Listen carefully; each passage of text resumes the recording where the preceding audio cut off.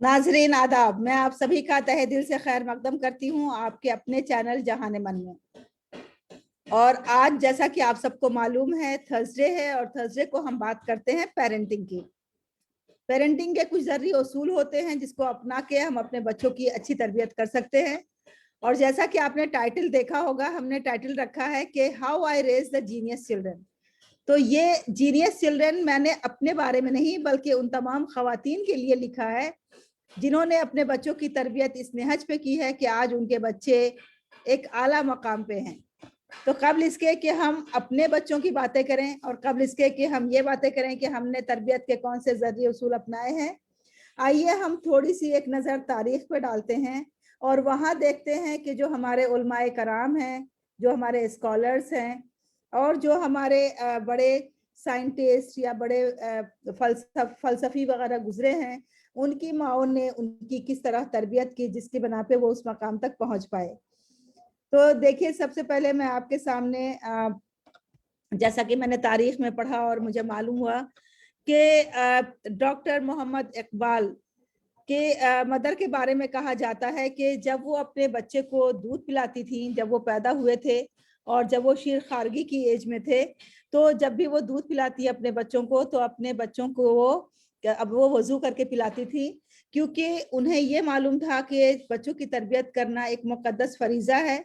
ना सिर्फ ये कि वो एक ममता की हैसियत से, ना सिर्फ ये कि बच्चे की ज़िंदगी को बचाने के लिए और बच्चे के सर्वाइवल के लिए वो इस तरह वो दूध पिलाना ज़रूरी है, बल्कि ये बच्चा अल्लाह की एक अमानत है और चूंकि वो उस अमानत की देखभाल कर रही हैं, उस अमानत की तरबियत कर रही हैं, उस अमानत को इस तरह परवान चढ़ा रही हैं जैसा कि परवान चढ़ाने का हक है, तो इसलिए वो हमेशा जब भी उन्हें दूध पिलाया करती थी तो बाकायदा वजू करके, बाकायदा पाकी सफाई का एहतमाम करके और तब वो दूध पिलाती थी।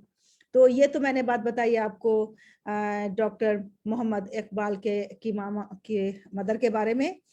और देखिए, बहुत से ऐसे मुफक्किरीन गुजरे हैं, बहुत से ऐसे सक्सेसफुल लोग गुजरे हैं, जब आप उनकी ज़िंदगी की तारीख को पढ़ेंगे तो वो हमेशा अपनी माँ को अपनी कामयाबी का क्रेडिट देते हैं।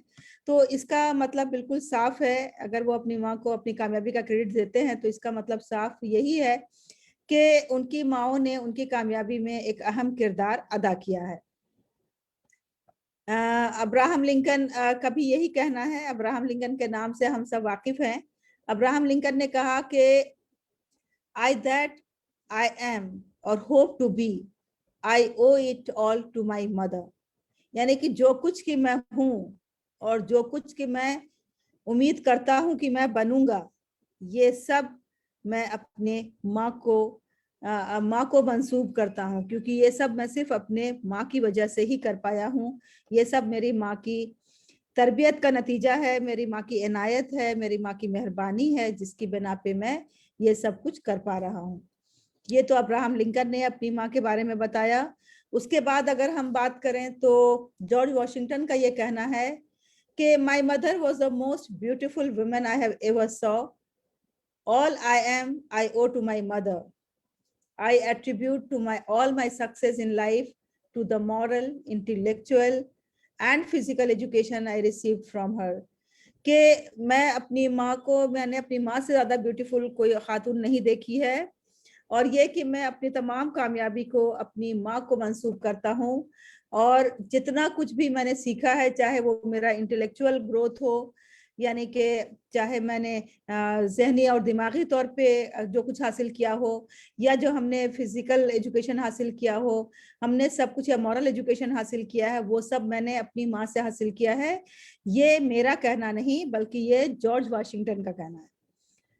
इसके बाद कुरान में साफ साफ आया है कि and when the angel said O Mary, verily God has chosen you, preferred you and chosen you above the women of the worlds of mankind and jinn, कि ए मरियम, एंजल्स ने कहा मरियम से कि ओ मरियम, गॉड है कि खुदा ने तुमको चुना है और तुम्हें पाकीज़ा किया है और तुमको तमाम औरतों के ऊपर फौकियत दी है, तमाम दुनिया की औरतों के ऊपर फौकियत दी है। ना सिर्फ ये कि इंसानों की दुनिया बल्कि जिनों की दुनिया के ऊपर भी तुमको फौकियत दी है। اور ہم سب جانتے ہیں کہ اس واقعیت کی کیا وجہ ہے. اس واقعیت کی وجہ یہ ہے کہ اگر ہم مریم علیہ السلام کی زندگی کو دیکھیں تو مریم علیہ السلام کی زندگی اس بنا پہ ممتاز اور ممیز ہے اور دوسروں سے کہ انہوں نے ایک نبی کو جنم دیا. ایک نبی کو انہوں نے پیدا کیا, اور وہ بھی ایک ایسے نبی جو معجزات کے ذریعے پیدا ہوئے, اور جن کی پیدائش بھی ایک معجزہ تھی, جن کا بچپن بھی ایک معجزہ تھا, اور جن کو زندگی میں اور بہت سے معجزے عطا کیے گئے. تو ایک ایسے نبی کو پیدا کرنا اور ایک ایسے نبی کی تربیت کرنا یقیناً یہ کوئی آسان کام نہیں ہے. اسی بنا پہ اللہ نے ان کو دنیا کی تمام عورتوں سے, چاہے وہ جنوں کی دنیا ہو چاہے انسانوں کی دنیا ہو, سب پہ ان کو فوقیت دی گئی. ایک دوسری جگہ پہ اگر ہم بڑی ماؤں کی بات کرتے ہیں تو ہمیں آسیہ رحمت اللہ علیہ کا نام اس میں آتا ہے, کیونکہ آسیہ فرعون کی وائف تھیں, اور فرعون آپ کو معلوم ہے کہ بنی اسرائیل کا کیسے کٹر دشمن تھے, اور انہوں نے یہ حکم جاری کر دیا تھا کہ بنی اسرائیل میں جو بھی لڑکا ہوگا اسے مار دیا جائے گا, اور جو بھی لڑکیاں ہوں گی انہیں زندہ رکھا جائے گا. اور اس کے ریزنز بہت ہی آبویس تھے کہ کیوں وہ عورتوں کو زندہ رکھنا چاہتے تھے اور کیوں وہ لڑکوں کو مارنا چاہتے تھے. ایسے میں جب موسیٰ علیہ السلام کی پیدائش ہوتی ہے تو پھر اللہ نے ان کی ماں کو یہ دل میں الہام دیا کہ آپ اپنے بچے کو ایک باسکٹ کے اندر ڈال دو اور بچے کو آپ پانی میں بہا دو. اب آپ دیکھیں کہ حالانکہ ماں تو ماں ہوتی ہے, اس کے دل میں بچے کی ممتا ہوتی ہے, لیکن ایک ایسے فرض کے سامنے جو کہ خدا نے ان کے سامنے یہ فرض رکھا تھا, انہوں نے اپنے بچے کو بہا دیا دریا میں, اور پھر خدا کے فضل و کرم سے ایسا ہوا کہ وہ باسکٹ تیرتا ہوا راجا کے محل کے سامنے رکا, جہاں پہ کہ آسیہ نے انہیں لے لیا. اور فرعون انہیں مارنا چاہتے تھے, لیکن انہوں نے یہ کہا کہ ہماری کوئی اولاد نہیں ہے تو ہم اسے اپنی اولاد کی طرح پالیں گے, ہو سکتا ہے کہ یہ ہمارے آنکھوں کی ٹھنڈک ہو اور ہمارے گھر میں اولاد کی جگہ لے لے. تو اس بنا پہ آسیہ کے بارے میں کہا گیا کہ وہ عظیم خواتین میں سے ہیں, عظیم ماؤں میں سے ہیں, کہ انہوں نے ایک فوسٹر مدر کا کردار ادا کیا. وہ بایولوجیکل مدر نہیں تھی, لیکن بایولوجیکل مدر نہ ہوتے ہوئے بھی انہوں نے ایک ایسی ماں کا کردار ادا کیا کہ انہوں نے بچے کی بہت اچھی تربیت کی, گھر میں بہت اچھے سے اس کا خیال رکھا, اور بلکہ جب وہ دودھ نہیں پی رہے تھے تو ان کے لیے ایک نرس کا انتظام کیا, اور اتفاق سے وہ نرس ان کی ماں ہی نرس کی صورت میں ان کے ہاں آئی. اس طرح موسیٰ علیہ السلام کو اپنی والدہ کے ساتھ بھی رہنے کا موقع ملا, ان کا پیار بھی ملا, اور ساتھ ہی حضرت آسیہ کا بھی. تو یہ سب جو میں نے آپ کے سامنے کچھ ماؤں کا ذکر کیا ہے, اس کی وجہ صرف یہی ہے کہ ہم جس بچے کو بھی دیکھتے ہیں, اگر کوئی بہت کامیاب ہوتا ہے دنیا میں, بہت اعلیٰ مقام حاصل کرتا ہے اور بہت وہ جینیس نکلتا ہے, بہت انٹیلیجنٹ ہوتا ہے, تو پھر ہم اس کی تعریف کرتے ہیں, اس کی کامیابی کی تعریف کرتے ہیں, لیکن کہیں نہ کہیں اگر ہم دیکھیں تو اس کے پیچھے اس کی ماں کا ہاتھ ضرور ہوتا ہے, اس کی ماں کی تربیت کا ہاتھ ضرور ہوتا ہے. تو آج ہم یہاں پہ یہی ڈسکس کریں گے, ہمارے ساتھ اور بھی جو ہماری بہنیں جڑی ہیں وہ بھی یہی ڈسکس کریں گی کہ ہاؤ آئی ریز دا جینیسز, یعنی کہ ہم نے جینیس بچوں کو کیسے ریز کیا. یہ آسان کام نہیں ہوتا ہے, کیونکہ جو بہت ہی برائٹ بچے ہوتے ہیں, جو انٹیلیجنٹ بچے ہوتے ہیں, اور جو گفٹڈ بچے ہوتے ہیں, تو ان کے بچپن میں ان کی عادتیں بھی الگ ہوتی ہیں, وہ عام بچوں کی طرح نہیں ہوتے ہیں. جیسے وہ ایک تو ان کی سب سے بڑی اچھی بات یہ ہوتی ہے کہ وہ ہمیشہ بڑوں کے ساتھ رہنا چاہتے ہیں, وہ بڑوں کی صحبت میں رہتے ہیں, بڑوں سے باتیں کرتے ہیں, بڑوں سے سوالات کرتے ہیں, اور بہت سوالات کرتے ہیں, بہت پوچھتے ہیں. پھر انہیں بڑوں کا کام کرنے کا شوق ہوتا ہے, وہ ہر چیز کو چاہتے ہیں خود سے کریں, بڑوں سے کام لے کر کے چھینتے رہتے ہیں. اور اس کے علاوہ وہ ہر وقت بزی رہنا چاہتے ہیں, ہر وقت انہیں کچھ نہ کچھ کرنا ہوتا ہے, اور انہیں پڑھنے کا بہت شوق ہوتا ہے. ہمیں یاد ہے ایک بار میں ریلوے اسٹیشن پہ جا رہی تھی, میری ٹرین کی بکنگ تھی, اور ٹرین نارملی آپ کو پتہ ہے 1-2 گھنٹہ لیٹ ہو جاتی ہے. تو ٹرین لیٹ تھی 1 گھنٹے, تو ہم اسٹیشن پہ بیٹھے ہوئے تھے, تو اب کیسے وقت گزاریں. اور ظاہر سی بات ہے کہ جب ہمارے بچے جو تھے انہیں ریڈنگ کا بہت شوق تھا, خاص طور سے میرے بڑے بیٹے کو, تو پھر ہم اسے بک سٹال پہ لے گئے, وہاں سے ہم نے ایک بک اٹھائی, اس کی پسند کی, اور اس نے وہ بک لی, اور اس نے اسے آدھے گھنٹے سے 40 منٹ کے اندر پوری کتاب پڑھ لی. اور پھر اب کہنے لگا کہ اب اور دوسری بک دلوا دیجیے, اب یہ تو میں نے ختم کر لیا ہے. تو میں گئی بک سٹال پہ, اور وہاں میں نے اس سے کہا کہ دیکھو یہ تو بچے نے کتاب پڑھ لی ہے, اب آپ اسے ایکسچینج کر کے دوسری کتاب دے دو. تو وہ ناراض ہو گیا، کہنے لگا کہ میں ایکسچینج کیوں کروں، آپ نئی کتاب خریدو. میں نے کہا ارے بھائی ابھی تو میں لے گئی ہوں یہاں سے آدھا گھنٹہ پہلے، تو آدھے گھنٹے میں کیا ہو گیا، آپ آدھے گھنٹے میں اس کو ایکسچینج کر کے دوسری کتاب دے دو، بچہ دوسری کتاب پڑھ لے گا. تو پھر وہ بہت خفا ہو گیا، ناراض ہو گیا، اور اس نے کہا کہ نہیں ہم تو ایسا نہیں کرتے ہیں، آپ کو نہیں خریدنی پڑے گی. اور میں نے بھی اس پہ بہت غصہ کیا، اور میں نے بھی اسے بہت ڈانٹا اور کہا کہ تمہیں اپریشیٹ کرنا چاہیے کہ ایک بچہ اتنی محنت سے پڑھ رہا ہے اور ایک بچے کو اتنا شوق ہے پڑھنے کا، تو تم انکریج کرو. میں فری میں کتاب نہیں مانگ رہی ہوں، تم سے صرف ایکسچینج کرنے کو کہہ رہی ہوں، تو تم ایکسچینج کر دو. بہرحال اس نے ایکسچینج نہیں کیا، اور اس نے کہا کہ اگر آپ کا بچہ بہت تیز پڑھتا ہے تو یہ آپ جانیے، یہ آپ کی ہیڈیک ہے، آپ زیادہ کتابیں خریدیے اس کے لیے، میں کیوں اس کے لیے کتاب کو ایکسچینج کروں، میں کیوں اپنی بکری کا نقصان کروں. تو ایسا ہوتا ہے کہ جو بچے برائٹ ہوتے ہیں، انٹیلیجنٹ ہوتے ہیں، جینیس ہوتے ہیں، انہیں پڑھنے کا بہت شوق ہوتا ہے. تو ایسے بچوں کی تربیت کرنا اور ایسے بچوں کو سنبھالنا خاصا مشکل کام ہوتا ہے. اور ایسے میں ہمیں اگر ماں باپ الرٹ نہیں ہو، اگر وہ پریپیئر نہیں ہو، اور آج کا زمانہ، جبکہ میں تو آپ کو بتا رہی ہوں آج سے تقریباً 25 سال پہلے کی، 20-25 سال پہلے کی، لیکن اگر ہم آج کے بچوں کی بات کریں تو آج کے بچے تو ان بچوں سے بھی اور بہت آگے ہیں، کیونکہ ان کے سامنے تو اب ڈیجیٹل ایڈوانسمنٹ بھی آ گیا ہے، ان کے سامنے تو ساری انفارمیشن ان کے ایک کلک پہ موجود ہے. تو ایسے بچوں کو سیٹسفائی کرنا، ان کے سوالات کے جواب دینا یقیناً ایک اور بہت بڑا مشکل مرحلہ ہے. تو میں اپنی گفتگو میں اپنی بہنوں کو شامل کرتے ہوئے آئیے میں گفتگو میں شامل کرتی ہوں پہلے غزالہ صاحبہ کو، اور غزالہ صاحبہ سے پوچھتی ہوں کہ انہوں نے اپنے جینیس بچوں کو کس طرح سے پالا، اور انہوں نے آخر کیا وہ طریقہ اختیار کیا جس سے ان کے بچے زندگی میں کامیاب ہو سکے، اور وہ ان کے جو نیچرل ان کی ایک خواہش تھی زیادہ سے زیادہ سیکھنے کی، پڑھنے کی، وہ اسے کیسے پورا کر پائیں. جی غزالہ صاحبہ.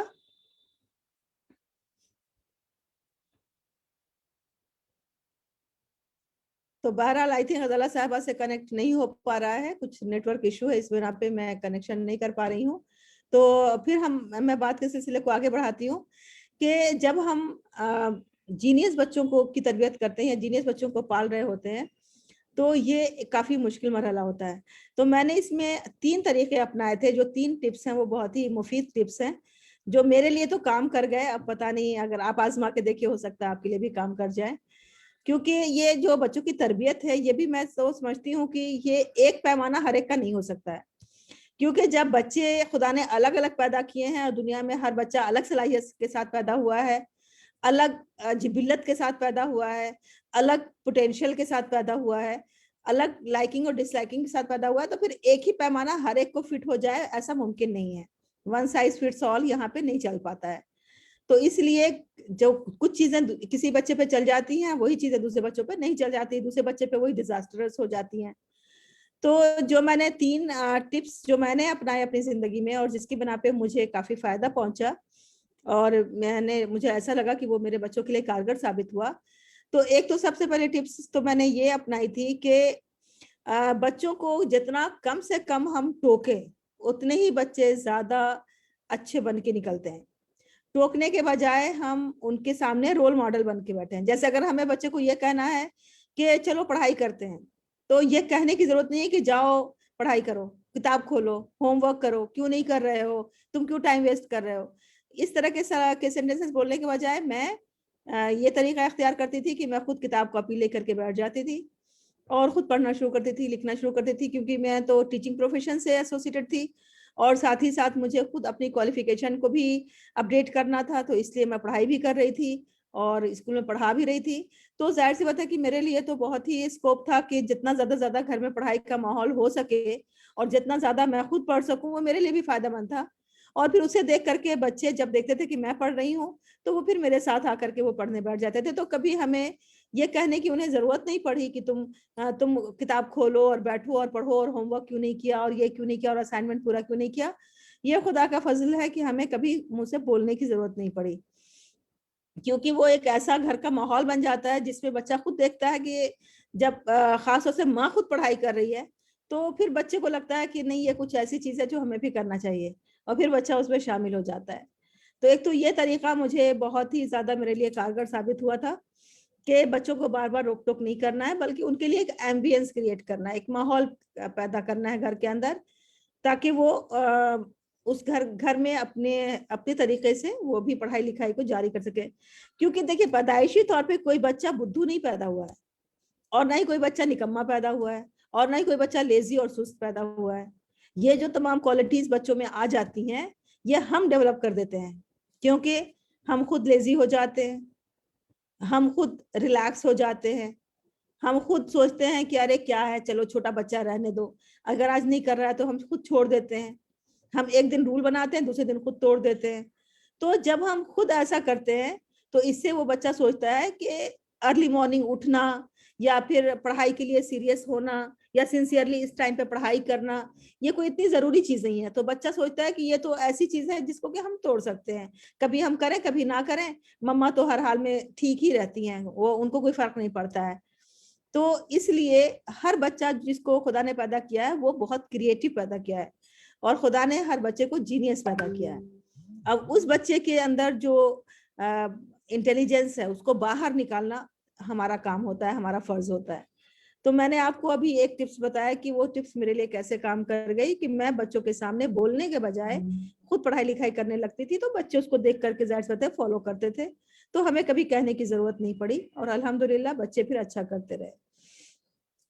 दूसरी बात जो है वो ये कि बच्चों को हमने काफी एक्सपोजर दिया, यानी कि ऐसा नहीं कि बच्चा घर में बैठा हुआ है तो उसको कहीं बाहर नहीं जाने दे रहे हैं, उसे बाहर नहीं दिखा रहे हैं, दुनिया नहीं दिखा रहे हैं। मतलब खुदा के फजलो करम से ऐसा भी नहीं था कि हम बहुत ज्यादा वेल ऑफ हैं और बहुत ज्यादा बिलियनायर हैं, मिलियनायर हैं, ऐसा भी नहीं था। हम भी मिडिल क्लास फैमिली या से बिलोंग करते हैं, और हमारे सामने भी बजट का मसला होता ही था, लेकिन फिर भी विद इन दैट बजट हमने हमेशा ये एक बजट बचा के रखा कि जिसमें बच्चों को हम एक्सपोजर दे सके, यानी उनको बाहर की दुनिया से उनको आगाह करा सके। तो उसमें एक्सपोजर देने में ये है कि पहले तो जिस शहर में रहते हैं उस शहर की तमाम चीजें उन्हें दिखाना, उस शहर में जितने भी घूमने की जगह हैं, उस शहर में जितने भी म्यूजियम्स हैं, उस शहर में जितने भी साइंस सेंटर्स हैं, उस शहर में जितने भी एंटरटेनमेंट के सेंटर्स हैं, उस शहर में जितने भी बच्चों के एंटरटेनमेंट के लिए चीजें बनाई गई हैं, उनके खेल कूद के लिए बनाया गया है। तो पहले तो यहाँ से शुरुआत हुई कि बच्चों को एक्सपोज किया अपने शहर की तमाम चीजों को। जैसे हम दिल्ली शहर में रहते थे तो हमने सबसे पहले स्पोर्ट्स क्लब की मेंबरशिप ली, तो बच्चों को स्पोर्ट्स क्लब से पहले उनको एक्सपोज कराया। जब वो बहुत छोटे थे स्विमिंग की मेंबरशिप ली तो उनको स्विमिंग से कराया। फिर यहाँ पे जितने भी हैं नेशनल साइंस सेंटर है, या और म्यूजियम है, या फिर प्लानिटेरियम है, या इस तरह की जितनी भी चीजें हैं जिससे कि बच्चों को एक्सपोजर मिलता है, सीखने को मिलता है, वो अच्छी तरह से समझ पाते हैं दुनिया को, तो उन्हें इस तरह का एक्सपोजर दिया। और अपने शहर के एक्सपोजर के साथ साथ फिर अपने मुल्क का एक्सपोजर, जैसे कि हमारे मुल्क में जो जगह घूमने की हैं वो तमाम जगह उन लेकर के गए उनको घुमाने के लिए, वहां इस नियत से नहीं कि उनको पढ़ाना है, बल्कि इस नियत से कि जब बच्चा जाता है वहां पे तो अपने आप ही वो चीजें देखता है। अगर आप 1000 बार किसी को ताजमहल पढ़ाएंगे तो जाहिर सी बात है उसके जहन में जो ताजमहल का नक्शा होगा वो, और जब वो खुद जा करके ताजमहल को देखेगा और उसको जो एक्सपीरियंस करेगा वहां पे, दोनों में बहुत जमीन आसमान का फर्क होगा। तो इसलिए जो जगह मशहूर है जिस चीज के लिए, जैसे जयपुर जिस चीज के लिए मशहूर है, वेस्ट बंगाल जिस चीज के लिए मशहूर है, या फिर अगर हम देखें साउथ में तो जैसे केरला जिस चीज के लिए मशहूर है, तो हमने कोशिश यही की कि हम मुख्तलिफ मकामात भी उनको दिखा सकें। और फिर जब वो थोड़े बड़े हुए, जब हमारे अंदर वसअत पैदा हुई, तो फिर हमने ये कोशिश की कि हम उन्हें बैरून मुल्क भी ले जा सकें, और बैरून मुल्क भी उन्हें चीजों को दिखा सकें, यानी कि अपने कंट्री के अलावा दूसरे कंट्रीज में भी। इससे क्या होता है कि इससे जब बच्चा दुनिया में चीजों को देखता है, चीजों को बरतता है, तो उसके अंदर एक कॉन्फिडेंस पैदा होता है, उसके अंदर एक आगे बढ़ने का जज्बा पैदा होता है, और उसके अंदर एक ये ख्वाहिश पैदा होती है कि आज जिस मकाम पे दूसरे अफराद हैं उस मकाम तक हम भी पहुंच सकते हैं, हम भी वहां तक जा सकते हैं। तो ये एक्सपोजर बच्चों के लिए मैंने काफी मुहैया कराने की कोशिश की। अल्हम्दुलिल्लाह वो एक्सपोजर उनके बहुत काम आया, आगे उनके कॉलेज के एडमिशन्स में, उनके जॉब सर्च में, और इन तमाम चीज़ों में ये चीज़ें काम आई। उनका एक्सपोजर जो बाहर की दुनिया के लिए है, बाहर की यूनिवर्सिटीज़ के लिए है, बाहर की इंडस्ट्रीज़ के लिए है, और किस कंट्री में कहाँ किस चीज़ की क्या रिक्वायरमेंट है, इन सब में उनके ये चीज़ें बहुत काम आई। और जो आखिरी चीज़ मैं बताऊंगी, जो तीसरा टिप्स चलिए तीसरी टिप्स बताने से पहले मैं अपनी बहनों को यहाँ शामिल करती हूँ, क्योंकि इनफैक्ट ये जो मैंने आपके सामने टाइटल रखा है कि how I raise the genius, तो ये दरअसल मेरी किताब का टाइटल है, जो बहुत जल्द आपके सामने वो किताब आएगी, जिसमें आप तफसील के साथ देखेंगे कि हमने वाकया के हिसाब से, इंसिडेंट्स के हिसाब से उसमें ही फिर ये बताया है कि कब कैसा वाकया पेश आया, और उस वाकये के तौर पे यानी ये जो सूरत हाल थी उसमें हमने किस तरह से क्या इकदाम उठाया, हमने क्या उसमें फैसला किया, अगर आपके सामने ऐसी सूरत हाल होती तो आप क्या इकदाम उठाती। तो हमने इस तरह से उस किताब को बरतने की कोशिश की है। तो बहुत जल्द ही वो किताब मंजर आम पे आएगी इंशाल्लाह, आपकी खिदमत में भी मैं पेश करूंगी। सबसे पहले जहान मन के नाजरीन की खिदमत में वो किताब पेश की जाएगी ताकि आप सब भी देख सकें।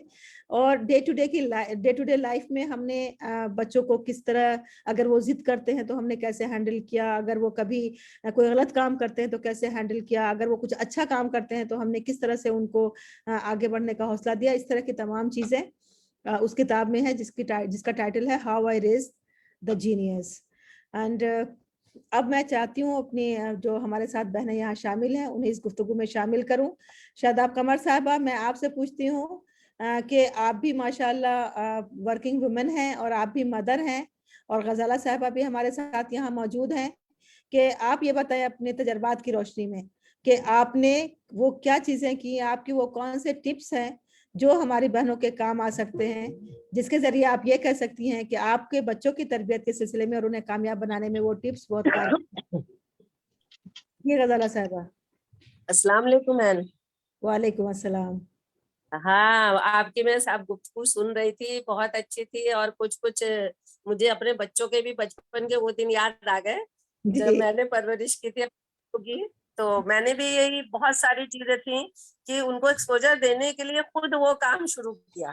जी अगर मैंने उनको पढ़ाना है तो मैं खुद उनके लिए उनके साथ कहानियों की किताबें या अपने कोर्स की किताबें, क्योंकि मैंने भी काफी जो अपनी पढ़ाई है वो शादी के बाद मुकम्मल की है। जी बच्चों के साथ साथ मैं भी पढ़ती रही, तो वो भी अपना काम करने बैठ जाते हैं कि मम्मा पढ़ लिख रही हैं तो। और उसके अलावा जो मेरे बड़े बेटे हैं उनको पेंटिंग बहुत अच्छी है उनकी, तो हम लोगों ने बचपन से ही 4 साल की उम्र से ही उनको पेंटिंग कंपटीशन में पार्टिसिपेट करवाना शुरू कर दिया था, और माशाल्लाह उनको इंडिया के सारे बच्चों वाले बड़े वाले अवार्ड मिल चुके हैं। माशाल्लाह माशाल्लाह जी। और वो 4 साल के थे तब उन्हें मंडी हाउस में इनाम मिला था साहित्य कला का। तो वो इतने छोटे थे कि उन्हें जो चीफ गेस्ट थी उन्होंने गोद में ले लिया था। तो उससे भूल नहीं जाता हूँ। जी छोटे वाले बेटे जो थे मेरे, उन्हें म्यूजिक का बहुत शौक था, तो उसकी आवाज बहुत अच्छी थी, तो हमने उनके लिए बाकायदा एक ट्यूटर लगाया और क्लासिकल सीखा उन्होंने। बहुत खूब, बहुत अच्छा। और उन्होंने वो संस्कृत के श्लोक इतना अच्छा पढ़ते थे, उनकी आवाज इतनी अच्छी लगती थी, उसमें भी रिदम आती थी। हम लोग स्कूल से कई बार मिलते थे तो जी वो हमें संस्कृत में भी हमेशा फर्स्ट आते थे, श्लोक में भी, और हमेशा उनको बहुत सारे अवार्ड, बाहर भी स्कूल से जाते रहते थे। तो हमने भी यही सोचा, जो जितने भी म्यूजियम्स थे दिल्ली के, और जो जहां जहां हमें लगता था कि ये पार्टिसिपेट कर सकते हैं, मेरे शौहर की कोशिश रहती थी, मेरी नंद भी थी, तो हम दोनों उनको ले जाते थे। ज्यादा शौहर को तो वक्त नहीं मिल पाता था इतना ज्यादा, वो अपने बिजी रहते थे, तो मेरी नंद और मैं हमेशा उनको हर कंपटीशन में ले जाती थी, चाहे सिंगिंग का हो चाहे वो पेंटिंग का हो।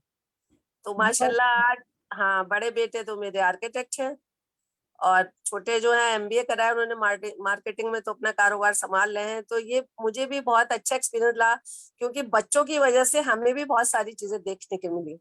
एक बार वो बहुत छोटे थे तो उन्हें बाल भवन का अवार्ड मिला था विज्ञान भवन में, तो उसके उनके साथ साथ हमारा भी वहां पर आई कार्ड बना और हमारी भी दावत हुई हम लोग तो हमें बहुत अच्छा लगा कि विज्ञान भवन हम लोगों ने पहली बार देखा था, और शायद लाइफ में वहां पे एंट्री भी नहीं मिलती हमें अगर उनको अवार्ड नहीं मिलता तो, जी क्योंकि जी विज्ञान भवन में तो आप जा ही नहीं सकते। जी, बिल्कुल बिल्कुल छोटे वाले बेटे तक का उसमें आई कार्ड बना था, कम सारे मौजूद थे। तो ये मैं जी आपकी बातों से बहुत मुत्तफिक हूँ, और मैं भी उस दौर से गुजर चुकी हूँ जो मैंने अपने बच्चों के लिए कोशिश की कि इनकी जो भी हॉबीज है इनको बढ़ाया जाए, स्पोर्ट हो चाहे इनका जो भी अदर हॉबीज है।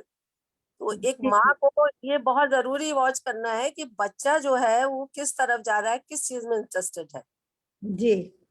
बहुत तो बहुत एक शुक्रिया माँ आपका को गजाला ये साहबा। बहुत जरूरी वॉच तो करना है। आइए अब हम शादाब कमर साहबा की तरफ चलते हैं, और शादाब कमर साहबा आपसे मालूम करते हैं कि आप भी कामयाब बच्चों की माँ हैं, आपने कौन सा तरीका कार इख्तियार किया और किस तरह से आपने अपने जीनियस बच्चों को पाला?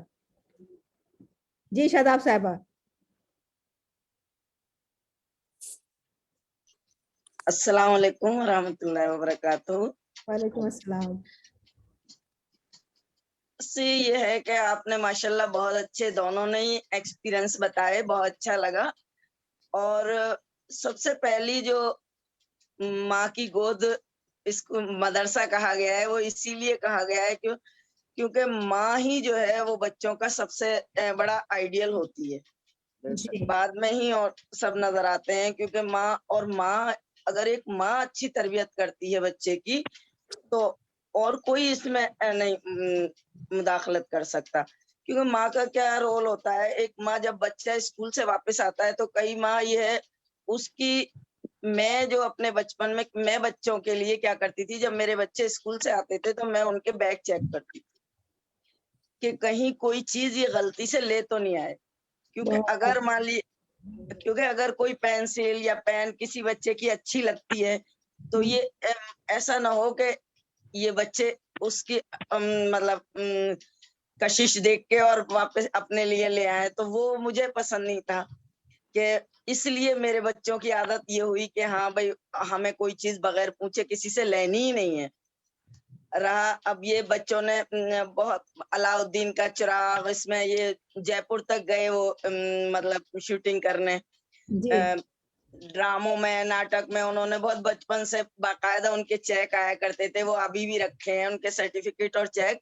तो वो बच्चों को, अपने बच्चों को दिखाते हैं कि ये देखिए कि हम भी ऐसा तुम ही नहीं हो, हम भी कभी कुछ करते थे। बिल्कुल बिल्कुल, बहुत तो अच्छा। बस यही है कि बच्चों को माँ ही जो है वो सबसे अच्छा रास्ता दिखा सकती है, क्योंकि माँ से ज्यादा कोई नहीं कर सकता। जी जी, बहुत बहुत शुक्रिया, बहुत बहुत शुक्रिया गजाला साहिबा, शादाब साहिबा, और बहुत शुक्रिया नाजरीन का कि आज हमने इस मौजू पे बात की कि किस तरह से जीनियस बच्चों की तरबियत की जाती है। आपने देखा कि गजाला साहिबा ने भी कहा कि उन्होंने बच्चों के हॉबीज को किस तरह परवान चढ़ाया, और वही बात शादाब साहिबा भी कह रही थी कि बच्चों के हॉबीज को परवान चढ़ाना बहुत जरूरी है। कई वालिदैन ये समझते हैं कि बच्चा इससे खराब हो जाता है, ज्यादा एक्टिविटीज करता है, जो ज्यादा खेल कूद करता है तो वो बिगड़ जाता है। ये एक गलत नोशन है, ये एक मिथ है, इसका सच्चाई से कोई सामना नहीं है। इसलिए बच्चों की आप हॉबीज को आगे बढ़ाइए, उनकी मदद कीजिए, उन्हें भरपूर अपॉर्चुनिटीज दीजिए, और चाहे उसके लिए आपको कहीं भी जाना पड़े। मैं आप सबका तहे दिल से कभी कभी पेरेंट्स ये सोचते हैं ना, ये टाइम वेस्ट कर रहे हैं, जी टाइम वेस्ट कर रहे हैं, ये सोचते हैं, वो गलत बिल्कुल। चीज है। बच्चों को पढ़ाई के साथ साथ और डेवलपमेंट होना जरूरी है। और आप देखेंगे कि ज्यादा बच्चे कामयाब अपनी उन्हीं हॉबीज की बिना पे होते हैं जो बचपन में वो सीखते और करते हैं, बाद में आगे चल के उनको वही हॉबीज काम आती हैं, और जिसकी बिना पे कॉन्फिडेंस उनके अंदर आता है, और वो कॉन्फिडेंस के साथ तमाम मसाइल का हल निकाल लेते हैं। तो आज के लिए बस इतना ही, इंशाल्लाह आपसे फिर मुलाकात होगी एक नए मौजू के साथ, नए मेहमानों के साथ। तब तक आप रखें अपना ढेर सारा ख्याल। अल्लाह हाफिज। अल्लाह हाफिज। अल्लाह हाफिज।